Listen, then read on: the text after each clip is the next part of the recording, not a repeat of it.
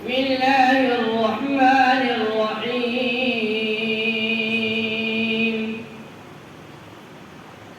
إن هذا القرآن يهدي للتي هي أقوم ويبشر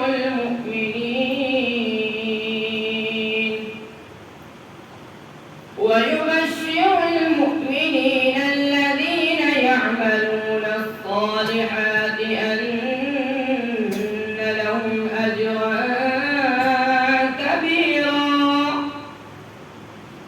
وأن الذين لا يؤمنون بالآخرة أعتدنا لهم عذابا أليما.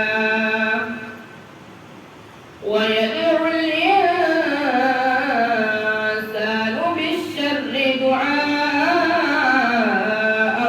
بالخير وكان الإنسان عجولا. وجعلنا الليل والنهار آيتين فمحونا آية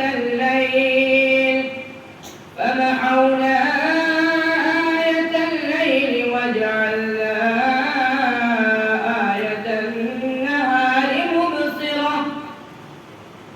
مبصرة